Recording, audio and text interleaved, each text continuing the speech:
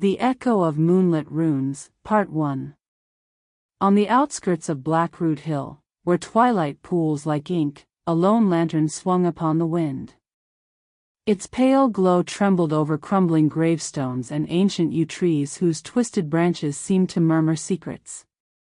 A low mist curled around the fog-hidden path, guiding a solitary figure toward an abandoned stone chapel that time had nearly forgotten. Ilara Voss, an archivist of arcane relics, brushed damp strands of hair from her face. Her heart thrummed with anticipation as she traced faded runes carved into the chapel's arched doorway. Those symbols, she knew, corresponded to a prophecy long erased from every known tome, one that spoke of a child lost to the midnight veil, waiting to reclaim a name stolen by shadow. Inside, the air felt charged, as though the chapel itself inhaled her presence. Moonlight filtered through shattered stained glass, painting fractured rainbows on the dusty floor. At the far end stood an altar draped in moth-eaten velvet. Upon it rested a leather-bound codex whose spine bore the same runic patterns from outside. Ilara's breath caught in her throat. Kneeling, she undid the clasps and opened the book. Its pages were blank save for a single illustration, a child's silhouette etched in silver leaf, finger raised to silent lips. Beneath it lay a row of shifting sigils that pulsed like a heartbeat. Ilara traced one symbol with trembling fingertips, whispering its name in the tongue of the Old Covenant. With her voice, the room responded. Candle flames flickered to life along the walls, casting shadows that danced like 1,000 tiny hands. Faint laughter, childlike yet hollow, echoed down the nave. Ilara froze as the chapel door slammed shut behind her and the codex slipped from her grasp, landing open on a page stamped in crimson ink. There, a single line had appeared, under moonlit bones, "Her promise awakens." A cold wind snaked around her knees, and a tiny voice murmured from beneath the stone floorboards, "Ilara." The echo pulsed again, growing nearer. To be continued. The Echo of Moonlit Runes, Part 2. The voice whispered again, soft as breath on frost. "Ilara." She turned slowly, the chapel now veiled in shadows that moved with intent. Candle flames shuddered as though stirred by an unseen hand.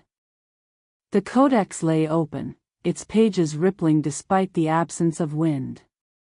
From beneath the altar, a chill seeped through the stones, numbing Ilara's fingertips. Her instinct screamed to flee, but the name spoken held her fast. Ilara was not only an archivist, she was a descendant. A memory, long buried, surfaced, a lullaby sung by her grandmother in a forgotten dialect, its melody tied to stories of a child taken beneath the hill, never to return. And yet, the story had ended with a promise: when the lantern weeps, and the moon drinks deep, the veil will thin, and she will speak. Ilara knelt by the codex, its silver illustration now glowing softly. The child's silhouette had changed. One hand now reached outward, and in the crook of the arm, something nestled, a bone-white feather. A single rune beneath it pulsed, drawing Ilara's gaze. She traced it, and the chapel responded. Stone groaned. The altar cracked open, revealing a spiral staircase descending into darkness. Ilara hesitated only a moment before descending. The air grew thick, heavy with memories not her own. Murmurs slipped between the walls. Each step felt like sinking deeper into someone else's dream. At the base was a cavern unlike anything above, its walls lined with mirrors that did not reflect her form, but flickered with scenes from other lives: a girl in winter, clutching a lantern, a boy standing among gravestones whispering forgotten names, a mother gazing into the fog, eyes full of grief. And then, her own reflection, shimmering for just a moment, mouth stitched shut with spectral thread. Ilara, the voice came again, clearer now. She turned toward the sound and found herself before a pool of still water. Floating above it hovered the child, no longer silver but ghostly pale, eyes luminous with ancient knowing. "You came late," the child said, voice as brittle as ash. "But the path remains." Ilara's voice faltered. "Who are you?" "I was the vow. The secret sealed to keep the hill asleep." "The prophecy," Ilara whispered. The child nodded. "But someone has broken the boundary. They walk beneath the graves, and soon, they will remember their hunger." The pool began to churn, reflecting a rotting hand reaching up from beneath soil. Ilara stepped back. "How do I stop it?" The child drifted lower, placing the feather in Ilara's hand. "Find my name. Speak it at the edge of dusk. And do not let the watcher wake." With a flash of silver, the child vanished. The mirrors went dark. And behind her, the staircase sealed with a thundering moan. Alone beneath the chapel, Ilara clutched the feather. And the rune etched into her palm flared once more. The graves above had begun to stir. To be continued.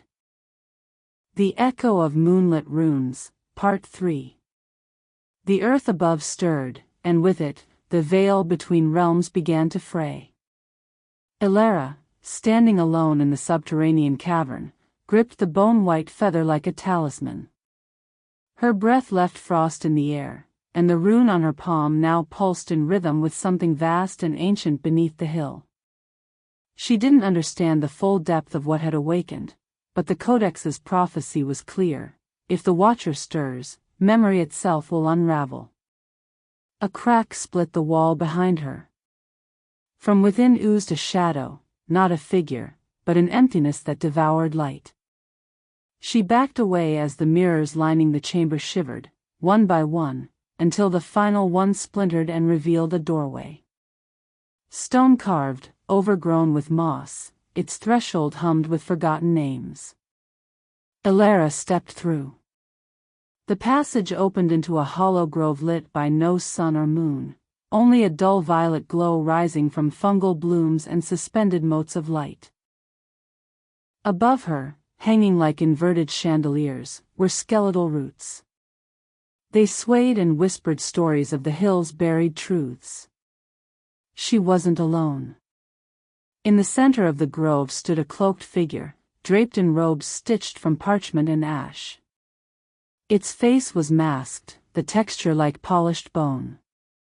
Around its neck hung a chain of charms, baby teeth, shards of mirror, and dried leaves marked with runes. "You seek the name," it said, voice neither male nor female, but like wind-stirring reeds. "But the name seeks you as well. Have you bled for memory?" "I've given blood for knowledge," Ilara said. "But I'll bleed more, if truth demands it." The masked figure tilted its head. "Then give what binds you to silence." It extended a hand. Ilara hesitated, then pressed the feather into its palm. The runes across its robe flared, and the grove darkened. Whispers swirled. Images flooded her mind, memories not hers, a child buried alive with a silver coin in her mouth, a ritual undone by grief. And an oath severed beneath eclipse. From the whispers, one name rose like a chant, Virali. The figure nodded, stepping back. She waits beyond the lantern's edge. The grove vanished. Ilara awoke back in the chapel, the codex shut before her. The rune on her palm had faded, but the name echoed in her thoughts like an incantation begging to be spoken.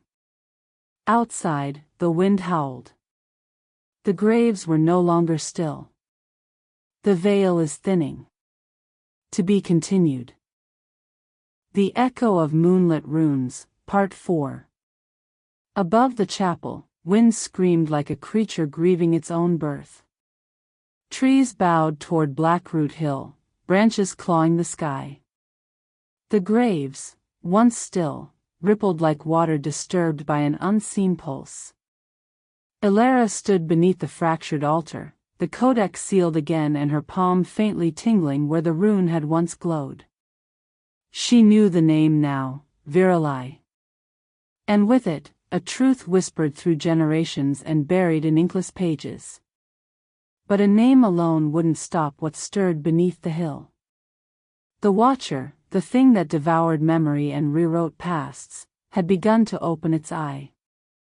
Elara stepped into the moonlit nave where the stained glass wept color. A rhythmic thumping echoed through the ground, like a heartbeat amplified by stone. She clutched the feather to her chest and pulled out the lantern from the chapel wall, its flame pale and flickering.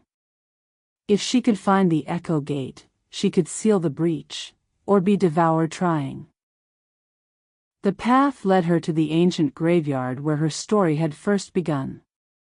The mist was thicker now, wrapping the tombstones in spectral cloth. Children's laughter drifted between the trees, twisted and slow, like a record played at half speed. The voices of the lost beckoned her toward a stone arch carved in a language older than the runes. The Echo Gate. It pulsed with a low hum as she approached, the lantern flickering violently. Elara stepped through, and instantly, the world bent. She was no longer in the graveyard, but inside a memory. Her grandmother's cottage flickered around her, wood and firelight dancing. The old woman sat at the hearth, eyes dim, lips whispering fragments of the lullaby. "You must wake her gently," her voice echoed.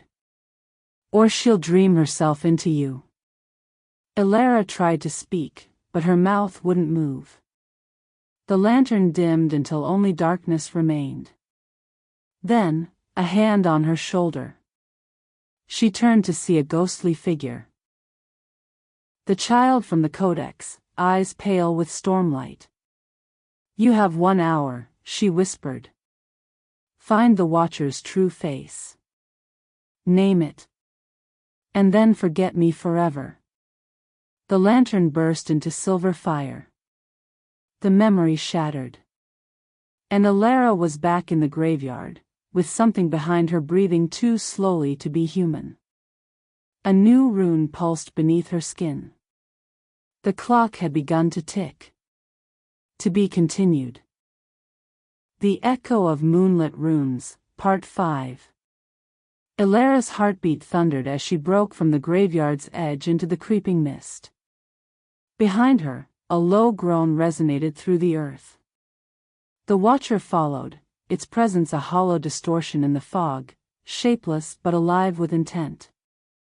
The rune beneath Elara's skin throbbed in warning. Time was bleeding away.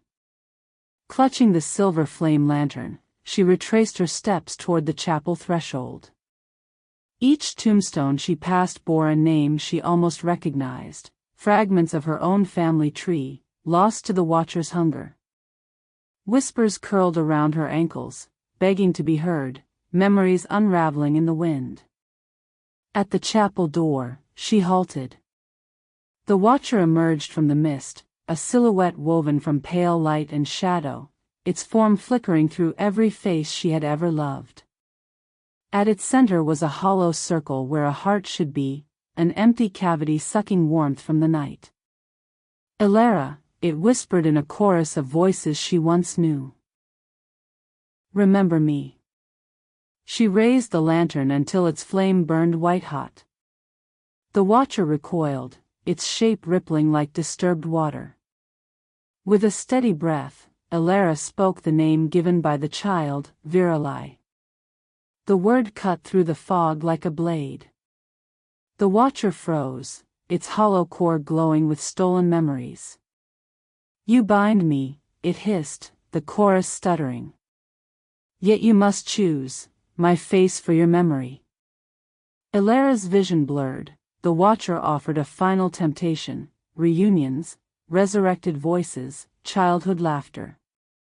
To speak its true face was to surrender every memory of her grandmother's lullaby, her first day in the archives, her own name. But the hill's tremors warned it would consume the world next. With tears glinting in moonlight, Alara whispered the watcher's true face, an echo of her own reflection, then severed the circle by casting the bone-white feather into the lantern's flame. A searing light engulfed her. Silence claimed Blackroot Hill. To be continued.